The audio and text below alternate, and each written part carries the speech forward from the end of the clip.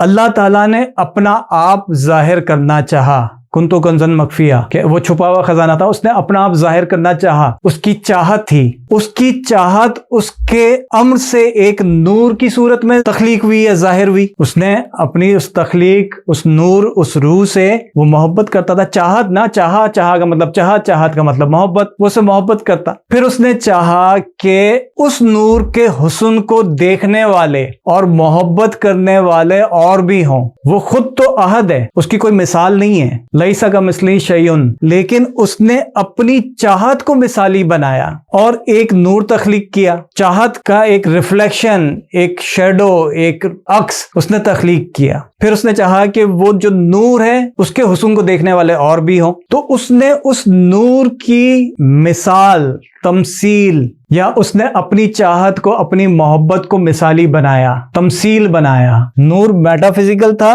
پھر اس نے اس کو شکل دی، صورت دی، تمثیل دی، فارم کیا، تو مٹیریلسٹک یونیورس اور باقی چیزیں بن گئی۔ پھر اس نے اس تمثیل کا ذکر بلند کیا، وَرَفَعْنَا لَكَ ذِكْرَكَ، اللہ نے محبت کو صورت دی اور اس صورت کو مختلف صورتوں میں بانٹ دیا، بانٹ کر ظاہر کر دیا، اسپریڈ کر دیا۔ اسے میرر یونیورس کہہ لیں کہ بہت سارے آئینے بنا دیے، اپنے امر سے وہ ایک نور ظاہر کیا اور پھر بہت سارے آئینے بنا دیے کہ جس میں ریفلیکشن ہے اسی کے امر کا، اسی کے نور کا۔ تو وہ جو نور ہے وہ رحمت، محبت اور بہت زیادہ تعریف کی صورت میں موجود ہے۔ ہم سب اس محبت کا عکس ہیں، اور ابن عربی ہی فرماتے ہیں خدا آپ کا آئینہ ہے جس میں آپ اپنے آپ کو دیکھ کر غور و فکر کرتے ہیں، اور تم خدا کا آئینہ ہو جس میں خدا خود اپنے آپ کو دیکھ کر اپنی صفات تم میں منتقل کرتا ہے۔ اللہ تعالیٰ اگر کسی پہ رحمت کرنا چاہے تو کیسے کرتا ہے، کسی کی مدد کرنا چاہے تو کیسے کرتا ہے، جس کو ہم وسیلہ کہتے ہیں۔ تو اللہ کی صفات ہیں ساری، یہ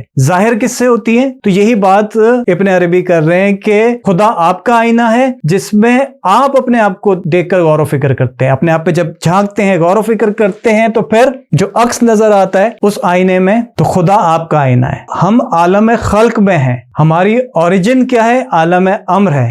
ہم یہاں بھی ہیں، اور اپنے آپ پہ غور کریں تو ہم یہاں بھی ہیں، ہم یہاں بھی ہیں۔ ہماری اوریجن کیا ہے؟ عالم امر ہے، اور اس کا ارادہ ہے۔ تو اگر ہم غور و فکر اور دھیان کریں تو عالم مثال اور اس سے آگے کے پردے اٹھنا شروع ہو جاتے ہیں۔ اگر غور کریں اپنے آپ پہ، ہم اس دنیا میں اللہ کی مرضی سے ہیں، یہ جتنا بھی پروسیس ہے سارا کچھ اللہ کی مرضی، اللہ کی چاہت ہے، اسی کی مرضی ہے، اس میں ہمارا کوئی اختیار نہیں ہے۔ اس لیے اگر ہم اپنے آپ کو سمجھنے کی غرض سے یہ سوال کرتے ہیں کہ ہم یہاں کیوں ہیں، تو اس کا جواب ہمیں مل جاتا ہے۔ اور اگر شکوہ یا اعتراض کی نیت سے یہ سوال کرتے ہیں کہ ہم اس دنیا میں کیوں ہیں، تو پھر بھٹکتے رہیں گے اور گمراہ ہو جائیں گے، غیر المغضوب علیہم ولا الضالین۔ تو ہمیں کیا کرنا ہے؟ ہمیں انعام یافتہ لوگوں کا راستہ تلاش کرنا ہوگا۔ یہ سیدھا راستہ ہے، سیدھا راستہ ہے، بلکہ عالم مثال کے سمجھ آ گئی ہے تو مرید کے لیے حقیقت کا پردہ جو ہے عالم مثال میں جو صورت ہے، جو شکل ہے،